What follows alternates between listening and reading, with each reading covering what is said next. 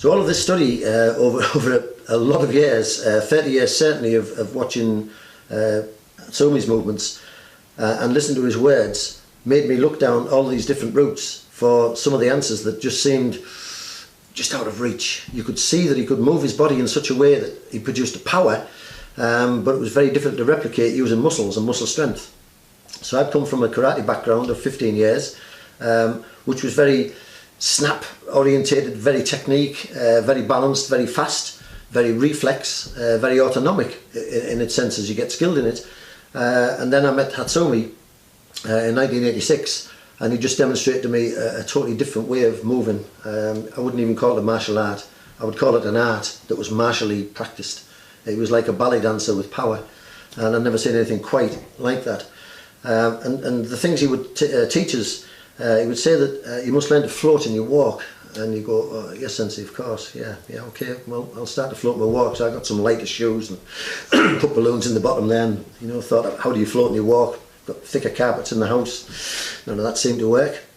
The end of your big toe is the end of your spine. So again, looking at the concept of tensegrity, that didn't make sense. Human beings are the only creature that needs to move naturally. Right, I thought I moved naturally already. Doing karate, you thought you were programmed, and you realise you were actually conditioned to move in a certain way that was actually very difficult to undo. So when I saw his natural movements, you had to actually undo your technique to have no technique and move like that, because that's how creatures naturally move. So that is natural movement. It's very innate. It can't have any technique to it. It can't have any form to it. It doesn't have form. A fish doesn't swim to form. A bird doesn't fly to form. So this was the formless kind of dynamics that I was looking for. And of course, Hatsumi would always say that you use your spine, the power comes from your spine. And his touch was light but dynamic. And so these were the concepts. And it's only inside of tensegrity that you see these potentials of energy conversion into a propulsion that becomes power and uses no fixed stable fulcrum or no muscle contraction in isolation to produce that form.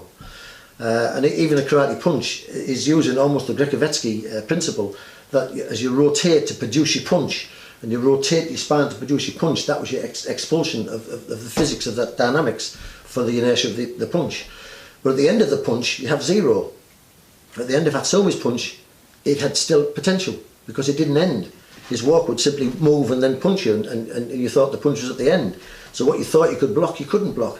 So all of that was what I've been studying for 33 years now, and I've got some of the answers, but basically what we found is also the way the cognitive processes in the brain, the vestibular reflexes we're going to talk about in the ears, and all these mechanisms are also a very big part of how we learned vocabulary, speech, movement and cognition.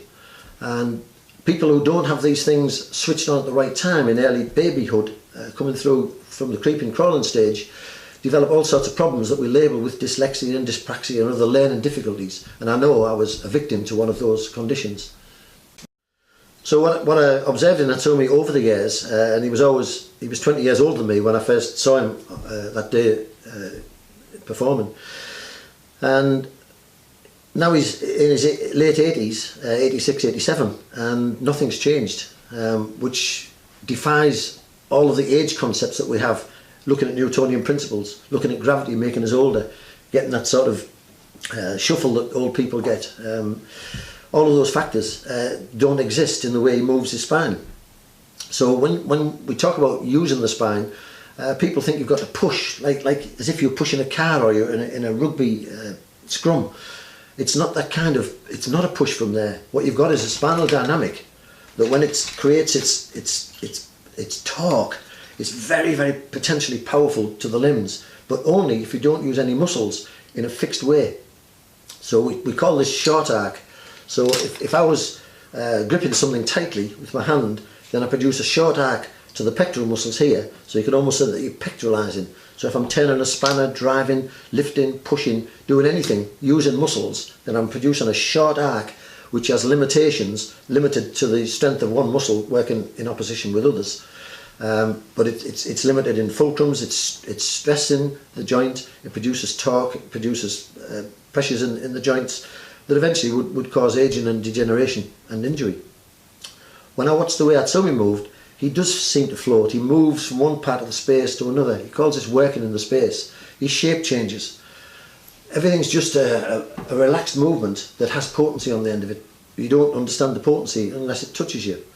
So rather like a motorboat going through water, the wake is what the water is displaced from. But if you look at the water dynamics, it's producing standing fields of energy that a dolphin could jump from. Those standing fields of energy could wash you away because they're potent. And yet once the water's tranquil again, it's acquiescent and you can just pass your hands through it. So you need to understand this sort of turbulence that we can create energetically with our bodies as we produce the right shapes of locomotion. And the spine, as it evolved, had to develop exactly that, because form follows function. So as we stood upright more, we needed to have this lordosis. So some of the early anthropologists suggest that we probably learned to stand upright by wading in water, because also on the side of rivers would be rich pickings of fruit and such forth.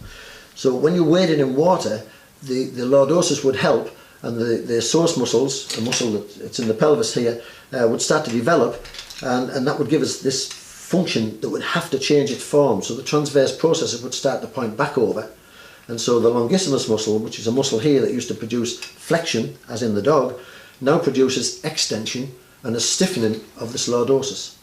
And that's one of the key factors that give us the locomotive power when we actually produce movement around this axis. So what you have at the base of the spine is a bone called the sacrum, and the sacrum is in between the two pelvic bones, as already described. And the centre of gravity of the body is just slightly forward of this fifth lumbar. This is the fifth lumbar at the base of your spine, and the sacrum. So the centre of gravity is here, and the body mass needs to be balanced over that. So the angle of the sacrum and the lordosis of the spine perfectly feed that mechanism. Then all of the muscles which are on the back part of the vertebra, they have many fibres that co-contract depending on how this bone in between the sacrum is being angled as we walk.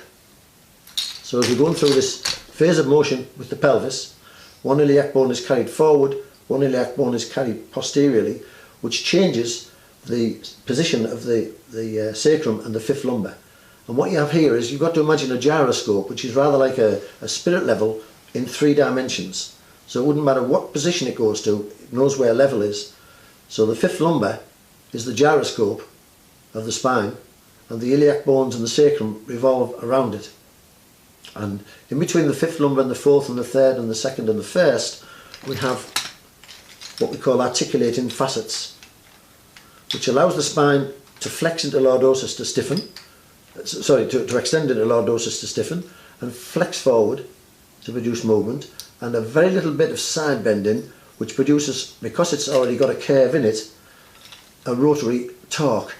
And it's that rotary torque that's tension coupled through the small muscles of the spine, acting with the whole dynamics of the spine, that produces a forward helicular propulsion that is projected to the limbs, and that's how we walk weightlessly, the same as the dog uses its hind leg to push back to produce that lever propulsion to the pelvis, or the cheetah, and the horse the same, using that rotary torque. And so we're using our spine in exactly the same way, but in the upright position, which is really our evolutionary thrust forward.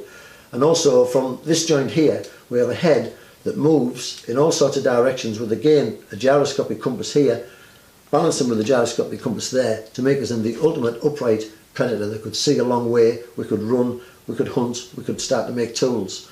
And with that came brain development. And so as we became more upright, our pelvis changed so we could give birth to babies that needed to mature after birth and not be precocious with all of its innate reflexes at that stage. And so we had to go through a stage of reflex learning developmental patterns.